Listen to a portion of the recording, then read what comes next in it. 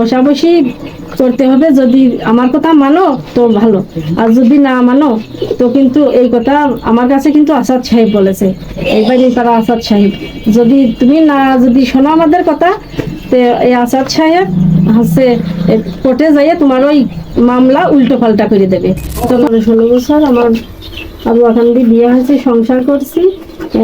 এর মাঝে প্রথম কন্যা সন্তান হলে তারা তাদের ফ্যামিলি খুব অসন্তুষ্টি, কন্যা সন্তান দিকে তারা নেবে না। তারপরে অনেক অত্যাচার নির্যাতন করতো। এরপরে আমি আমাকে মারধর করে বললো যে কোর্টে কেস করো গা। তারপরে আমি কোর্টে মামলার আশ্রয় নিই।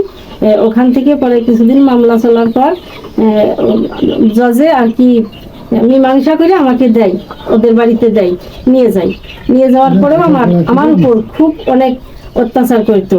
অত্যাচার করলেও আমি ধৈর্য ধরে থাকলাম যে দেখি আল্লাহকে হেদায়েত করে কিনা। তারপরে এরকম করে সংসারে এইভাবে আমি থাকার পরে আবার বড় মেয়েটার বয়স 7 বছর হওয়ার পর এই দ্বিতীয় কন্যা সন্তানটি হয়।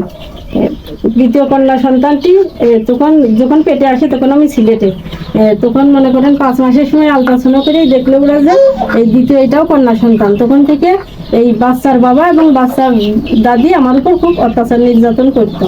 তারপরে মনে করেন এই দ্বিতীয় কন্যা সন্তানটি হওয়ার পরই ওদের বাড়ি থেকে আমাকে তাড়িয়ে দেয়। এই প্রায় 5 বছর হয়ে গেল। এরকম মাধ্যম করে তাড়িয়ে দিলে বাচ্চাদের খোঁজ খবরই নেয় না, ভরণ পোষণও দেয় না, বা আমাকেও খোঁজ খবর নেয় না, কোনো ভরণ পোষণ দেয় না। এরপরে আমি কি করবো, মামলা করলাম। মামলা করেছি, তাও 4 বছর পার হয়ে গেল, সেই মামলা চলতেছে। তো এর মাঝে মাঝে এরকম এক একজনের কাছে এক একটা কথা এর আব্বু বলে। তো এই কিছুদিন আগে জাকির ভাই আমাদের গ্রামেরই আমার সম্পর্কে ভাই, তো সেই জাকির ভাইকে পাঠাইছে যে ভাই আমি কোর্টে মামলা পাইছে, তো আমি কোর্টের মাধ্যমে যেটাই হোক করবো।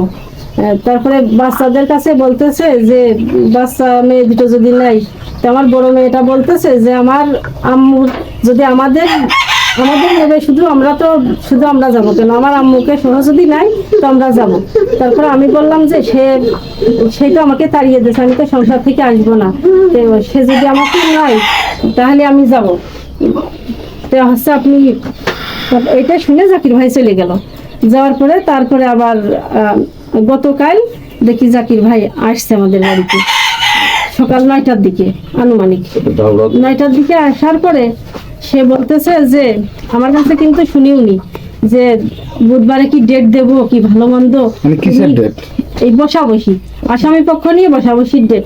আপনি কি বলছিলেন যে আমি বসাবসি করব? না, আমি বলিনি, কিন্তু আমি বলিনি যে আমি বসাবসি করব বা অমুক দিন, আমি এটা কোনো কিছুই বলিনি, কিন্তু তার কাছে কিছুই বলিনি। কিন্তু সে আমার যে কোর্টে 3টা মামলা চলছে, তো সে বলতেছে বুধবারে এরকম বসাবসি হবে, আসামি তোমার এই বাচ্চার বাবা ঢাকা থেকে আমি বললেই চলে আসবে।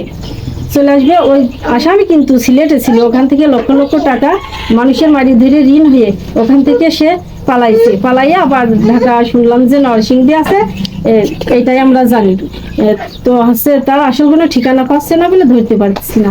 কিন্তু জাকির ভাইয়ের কাছে বলেছে যে আমি ঢাকাতে আছি।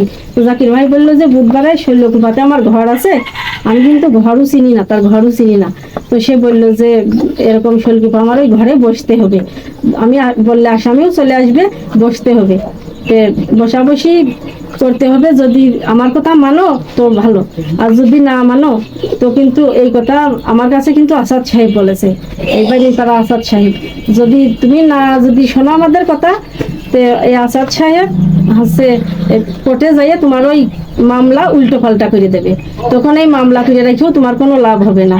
তখন যদি তুমি আমাদের কাছে কিছু বলতে আসো, আমরা তোমার পিছে থাকবো না, কিন্তু জাকির ভাই বলতেছে তখন আমাদের আর ডেকে পাবা না। তো আমার যখনই বলে গেছে যে আমার বসাবসির ডেট যখন আমার কাছে শুনিওনি, আমার কাছে না শুনে আমাদের বাড়িতে বসার ডেটও আমার দিয়ে গেছে, তখন আমি ভাবছি যে আমার এতগুলো মামলা রয়েছে, কোর্টে মামলা রয়েছে, আমি কোর্টে আমার উকিলের কাছে শুনতে পারলাম না, আমার থানায় এতগুলো ওয়ারেন্ট রয়েছে, আমি থানায় জানতে পারলাম না। তো আমি যাই, দেখি থানায় জানাই, দেখি পুলিশরা কি বলে।